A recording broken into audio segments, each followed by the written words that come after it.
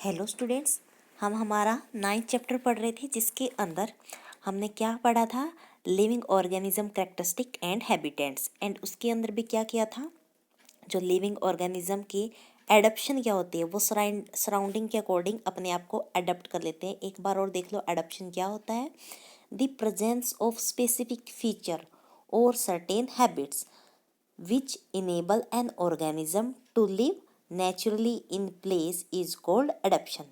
दोबारा बता रही हूँ, the presence of specific feature मतलब कि किसी भी स्पेसिफिक फीचर का प्रेजेंट होना। जैसे देखो लिजार्ड में स्पेसिफिक फीचर क्या है, वो दीवार पर छत पर चल सकती है।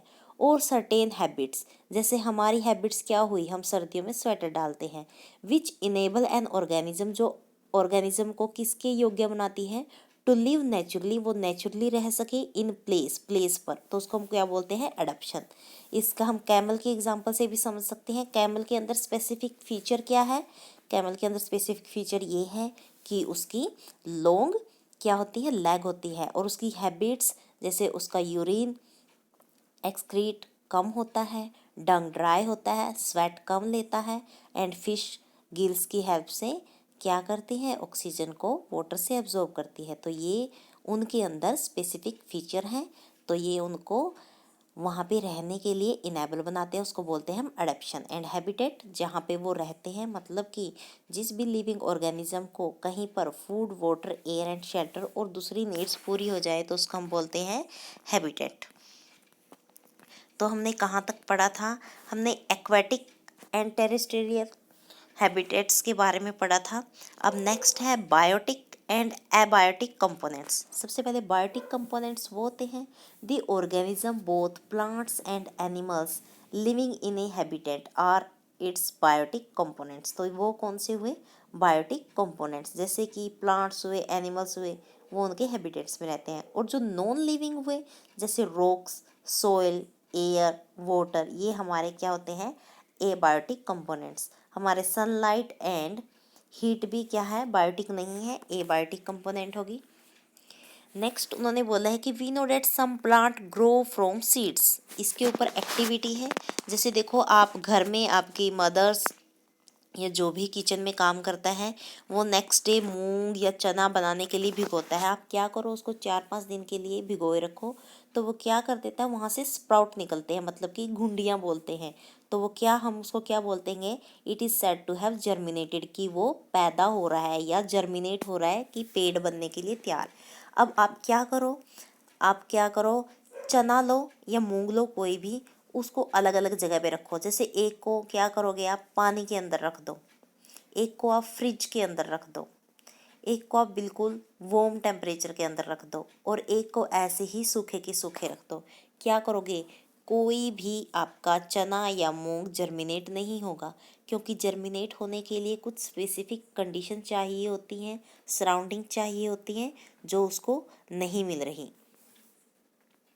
नेक्स्ट क्या करना है हमें, एबायोटिक फैक्टर के बारे में जैसे पढ़ा था कि जैसे एयर, वाटर, लाइट, हीट, ये हमारे इम्पोर्टेंट होते हैं। एबायोटिक फैक्टर किस लिए इम्पोर्टेंट होते हैं, प्लांट्स एंड एनिमल्स की ग्रोथ के लिए। अब एबायोटिक फैक्टर के अंदर जैसे ही आपने चना रेफ्रिजरेटर में रखा, फ्रिज में रखा, तो वहाँ पे उसको क्या नहीं मिल रही, एक लिमिटेड टेम्परेचर नहीं मिल रहा। अब अगर चने का जर्मिनेट होने का टेम्परेचर 30 या 37 डिग्री है या 40 है, और हम उसको फ्रिज में रख रहे हैं, तो वो वहाँ पे जर्मिनेट नहीं होगा। एक चने को आप बिना भिगोए ऐसे ही कंटेनर में रखा हुआ है या गिलास में कहीं भी रखा हुआ है, तो वहाँ पे उसको वाटर नहीं मिल रहा। दूसरे को आपने क्या कर रखा है, वाटर के अंदर भिगो रखा है, तो वहाँ पे भी अलग अलग जगह पे आपने रखा था, उनको अच्छे से प्रॉपर जो उनकी लिमिटेड होती है एबायोटिक फैक्टर्स इम्पोर्टेंटली नहीं मिल रहे, इसलिए वो ग्रोथ नहीं कर रहा। इनफैक्ट एबायोटिक फैक्टर, बेटा साथ साथ में बुक में देखते रहना कि हम कहाँ पे आए हुए हैं, मैं वैसे चल रही हूँ। नेक्स्ट है heat are important for the growth of plants. In fact abiotic factor are important for all living organism. जितने भी हमारे अर्थ पे ऑर्गेनिज्म, लिविंग ऑर्गेनिज्म है, उनके लिए हमारे एबायोटिक फैक्टर बहुत ही इम्पोर्टेंट है। Organism exist in very cold as well as very hot climates. Next हम देखते हैं कि जो एडेप्शन हमने पढ़ा था उस टॉपिक में, ऑर्गेनिज्म होते हैं, प्लांट्स होते हैं, एनिमल्स होते हैं, वे कैसे सराउंडिंग के अकॉर्डिंग अपने आप को एडेप्ट कर लेते हैं। फर्स्ट वन, एक बार एडेप्शन के बारे में देखो। यहाँ पे adaptation does not take place in a short time. Adaptation कभी भी शॉर्ट टाइम में नहीं होगा कि हम एक दिन में ही अपने आप को एडेप्ट कर लेंगे। इसके लिए बहुत ही स्लो टाइम लगता है, जैसे बिकॉज जो हमारे एबायोटिक फैक्टर होते हैं वो हमारा स्लो चेंज होता है। अब देखो, पहले हमारा यहाँ पे क्या था, अगर आप आपके ग्रैंड मदर और ग्रैंड फादर से बात करते हो, सर्दियों में बहुत ज़्यादा सर्दी होती थी एंड गर्मियों में। अब धीरे धीरे क्या हो रहा है, सर्दियों के मंथ कम होते जा रहे हैं, गर्मी के मंथ ज़्यादा होते जा रहे हैं। उसके अकॉर्डिंग हम भी अपने आप को अडेप्ट कर रहे हैं। जैसे पहले आदि मानव हुआ करता था, हमारे अंदर एक पैनक्रियाज होता था, वो बहुत ही ज़्यादा बड़ा होता था बिकॉज हम कच्चा फूड खाते थे। अब जैसे जैसे हम पक्का फूड खाने लगे हैं तो उसकी कम यूज़ हो गया, तो इसलिए वो छोटा होने लगे। मतलब कि हम बहुत सालों में अपने आप को अडेप्ट करते हैं। Those organisms which can not adapt to these changes, जो नहीं कर पाते तो वो मर जाते हैं, जो अडेप्ट कर लेते हैं वही सर्वाइव करते हैं। Organism adapt to different abiotic factor in different way. तो यहाँ पे बताया गया जो भी ऑर्गेनिजम्स होते हैं वो डिफरेंट एबायोटिक फैक्टर को अलग अलग तरीके से अडेप्ट कर लेते हैं। इसी वजह से हमारे यहाँ पे बहुत सारी वैरायटी होती है ऑर्गेनिजम्स के अंदर। नेक्स्ट देखो, यहाँ पे a journey through different habitats. अब हम वन बाय वन एक दो एग्जाम्पल लेंगे किसी भी प्लांट्स का, एनिमल का। सबसे पहले हम टेरेस्ट्रियल हैबिटेट्स, मतलब कि जो लैंड के ऊपर है। लैंड के ऊपर कौन सा होता है, या डेजर्ट होता है, कोस्टल होता है, और क्या होता है, फॉरेस्ट होते हैं। लेकिन हम डेजर्ट के बारे में पढ़ेंगे। हमने अभी डिस्कस किया था कि एबायोटिक फैक्टर होते हैं जो डेजर्ट के, एंड एडप्शन होती है कैमल्स के अंदर, वो कैसी होती है। What about other animals and plants, they are found in desert. अभी सिर्फ हमने कैमल्स के बारे में पढ़ा था या फिर कैक्टस के बारे में। अब हम दूसरी चीज़ों के बारे में पढ़ते हैं। देखो, डेजर्ट में एनिमल के नाम पे सिर्फ कैमल ही नहीं होगा, वहाँ पे जैसे रैट्स का एग्जाम्पल लेते हैं। रैट्स के अंदर, या snake which do not have long legs. देखो, उनके पास लॉन्ग लेग तो नहीं होती कि वो अपने आप को हाई टेम्परेचर से क्या करे, बचा के रखे, but they stay away from the intense heat during the day. वो कैसे दिन के दौरान अपने आप को सेव रखते हैं, they stay in borrows deep in the sand. मतलब कि वो सैंड के अंदर अपना बिल बना लेते हैं बहुत ही गहराई में, ताकि वो गर्मी से बचे रहें। These animals come out only during the night. ये सिर्फ एनिमल्स नाइट्स में निकलते हैं, जब जब कूलिंग होती है हमारे डेजर्ट एरिया में।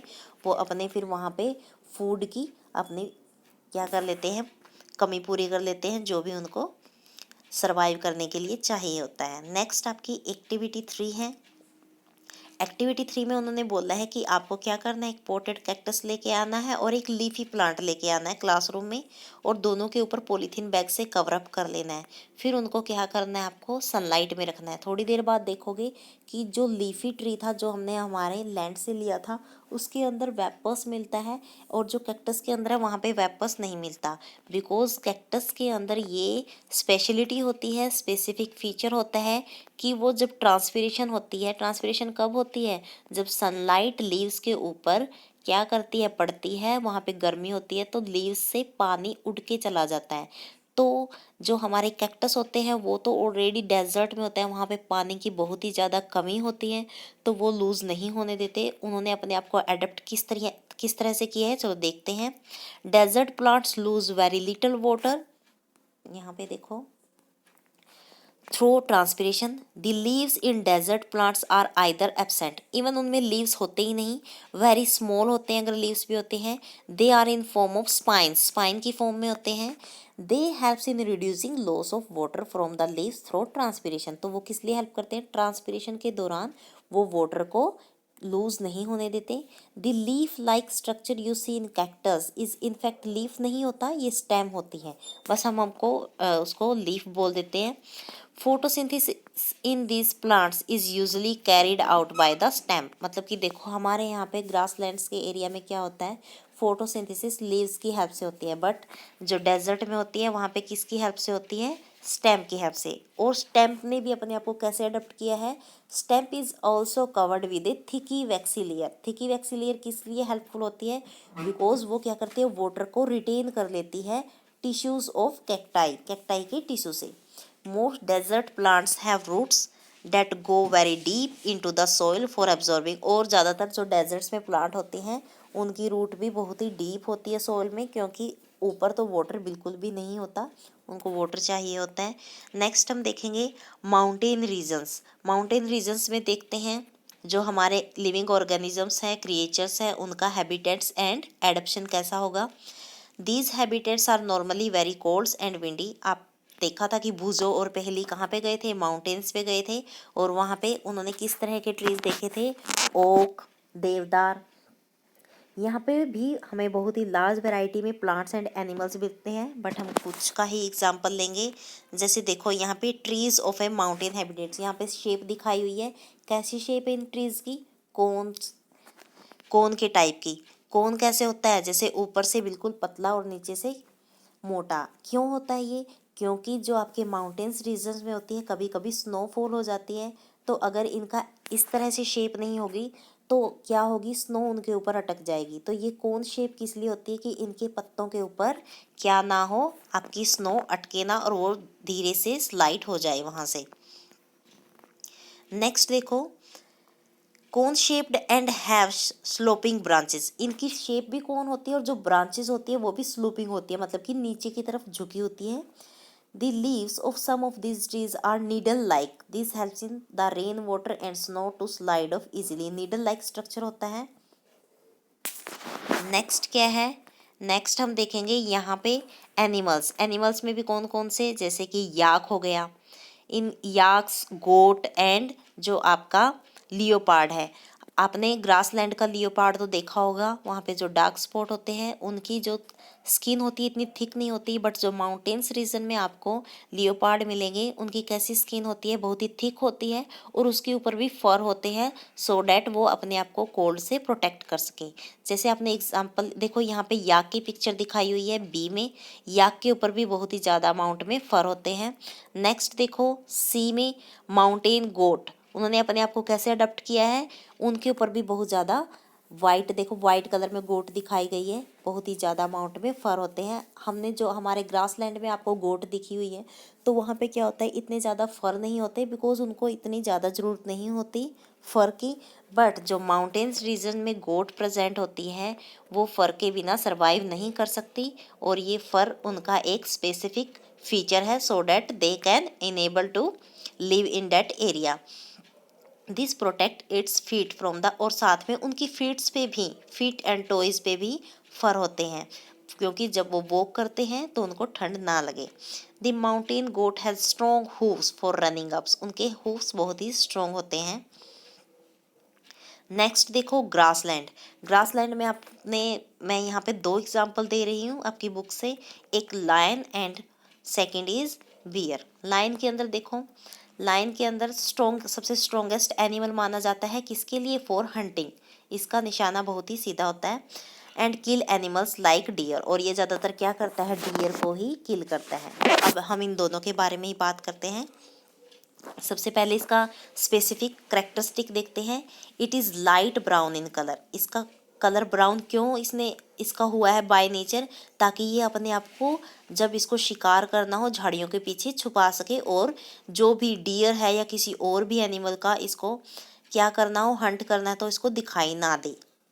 जैसे डियर को ये बिल्कुल भी दिखाई नहीं देगा। पिक्चर में देखो एक बार, यहाँ पे ए फिगर में, तो आप इसके फेस पे देखोगे जो इसकी आईज हैं एकदम फेस की बिल्कुल नोज के पास क्लोज है। क्यों, ताकि जो भी उसको निशाना लगाना हो वो एग्जैक्ट आइडिया लगा सके।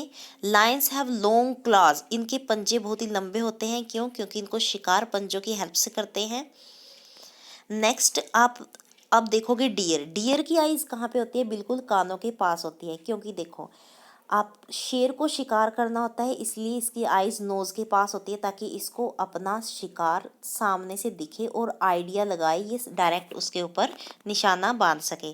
बट डियर को क्या करना होता है, उसको प्रे से बचना होता है, और बचने के लिए उसको आइज़ अपने दोनों तरफ घुमानी पड़ती हैं, इसलिए उसकी आइज़ थोड़ी दूर दूर होती है। और साथ में डियर के ईयर भी बहुत लंबे होते हैं, so that they can listen a light movement. Next है a deer it has strong teeth. साथ में डियर के स्ट्रॉन्ग टीथ भी होते हैं, बिकॉज वो क्या यूज़ करते हैं, वो प्लांट्स की स्टेम ही यूज़ करते हैं अपने फूड के लिए, तो उसको च्यूइंग करने के लिए उनको टीथ की ज़रूरत होती है, जैसे कि शिकार करने के लिए शेर को पंजे की ज़रूरत थी।